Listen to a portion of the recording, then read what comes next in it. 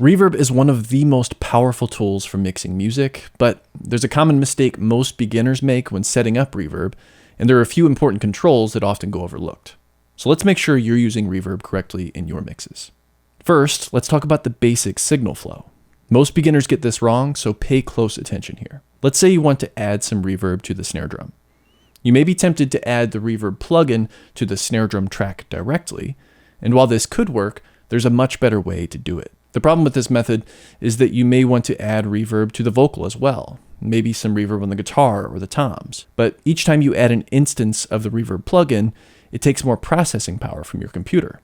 Not only that, but in order to keep everything sounding consistent, you may find yourself making changes to all of these reverb plugins each time you want to change the quality of the reverb in the track. Instead of placing the reverb on each individual track, you could use a single reverb plugin with an effect send and return. The reverb gets loaded onto a new bus track, then you send each instrument to that reverb track using a bus send or aux send. This way, all of the processing is done by one reverb plugin. Plus, the reverb is more consistent for each instrument, as if you're creating a virtual room where all of the instruments are playing together. By adjusting the send level on each track, you determine how much of that track will be sent to the reverb. You can also use the fader on the reverb return track to adjust the overall reverb level. In a very basic reverb, like a plate reverb, you'll find a few basic controls. You can find a link to a free trial of this Universal Audio Pure Plate Reverb in the description below the video. The first control to understand is the reverb time. This determines how long the reverb tail will be. The longer the time, the longer the reverb.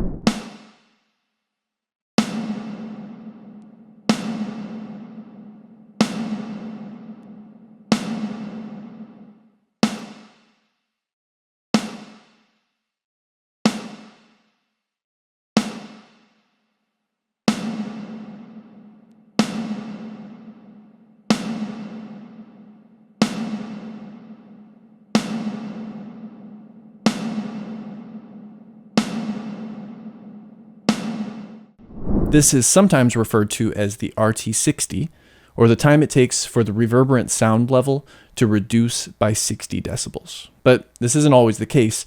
It's usually best to just listen and make adjustments accordingly. You'll also find a pre-delay setting on most reverb plugins. This controls the time before the onset of the reverb. Imagine a very large space where the closest walls are still several meters away.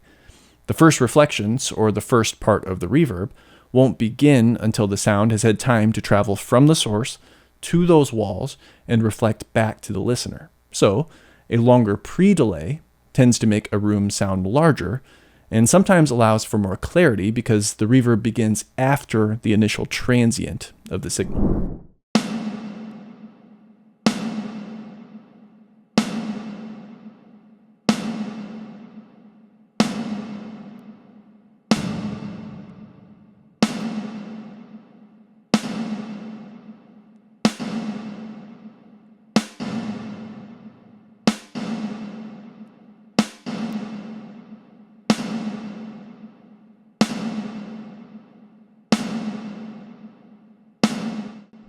You'll also often find tone controls to shape the tonal quality of the reverb and provide more clarity or dial in the effect you're going for. On this reverb, we can apply a low cut to the signals going into the reverb with this low cut slider, or we can shape the tonal balance of the reverb itself by applying boosts or cuts to the bass and treble frequencies. These knobs are helpful for removing rumble or excessive brightness so that the reverb fits more cleanly into your mix.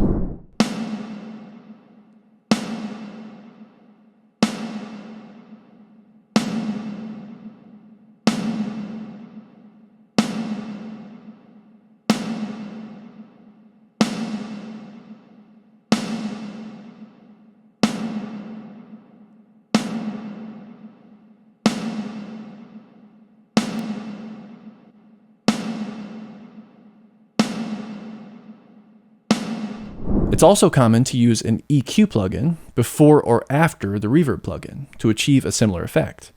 I'll usually aim to have a reverb sound that's mostly mid-frequencies by rolling off the lows and cutting some of the highs. But you may want a more shimmering reverb with boosted highs, or a darker reverb with lows and low mids. So listen and adjust until you find the sound that you want. In more advanced reverb plugins, you have control over more characteristics of the reverb. This plugin gives you the ability to adjust the shape of the virtual space and the reflectiveness of the construction materials, which can affect the overall reverb time and quality. This resonance section provides a 5-band EQ to adjust the tonal balance of the reverb. And you also see 2 time domain graphs. One of them shows the early reflections, and the other one shows the late field reverb tail. Early reflections are those first few indirect sounds that bounce off of nearby walls.